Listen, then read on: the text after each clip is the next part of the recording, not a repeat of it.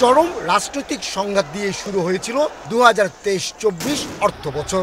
বিরোধী দলের অবরোধ কর্মসূচির পাশাপাশি চলছিল অগ্নিসংযোগ এবং সংঘর্ষ। এর মাঝে বিশ্বমন্দার প্রভাবে সীমিত করে আনা হয়েছিল বিলাসবহুল পণ্য আমদানি। এতে প্রভাব পড়ে রপ্তানি বাণিজ্য। তবে 7 জানুয়ারি জাতীয় সংসদ নির্বাচনের পর অর্থনীতির মোড়ও ঘুরতে থাকে, আর অর্থ বছর শেষ হয়েছে 10% বেশি প্রবৃদ্ধি নিয়ে। সারা বিশ্বে কিন্তু একটা অস্থিরতা রয়েছে এবং ইকোনমি কিন্তু সারা বিশ্বে ডাউনওয়ার্ডস।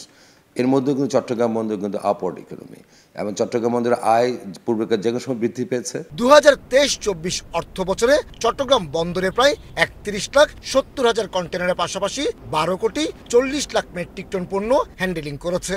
তবে 2022-23 অর্থ বছর চট্টগ্রাম বন্দরে 4,253টি পণ্যবাহী জাহাজ আসলো। 2023-24 অর্থ বছরে জাহাজ এসেছে 3,964টি।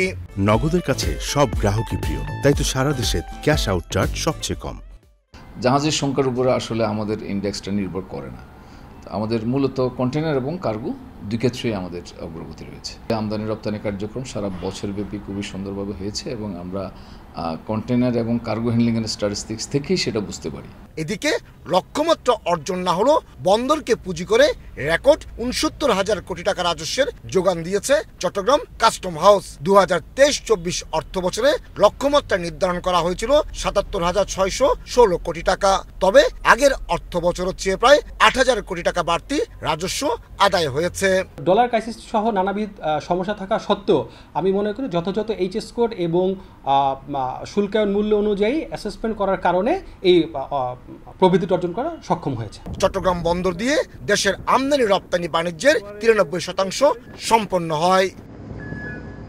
চরম বাজেভাবে অর্থ বছর শুরু করেছিল চট্টগ্রাম কাস্টম হাউস এবং চট্টগ্রাম বন্দর, কিন্তু বছরের শেষ দিকে এসে রেকর্ড পরিমাণ যেমন রাজস্ব আদায় করতে পেরেছে, তেমনি পণ্য এবং কন্টেনার হ্যান্ডেলিংও রেকর্ড করেছে চট্টগ্রাম বন্দর।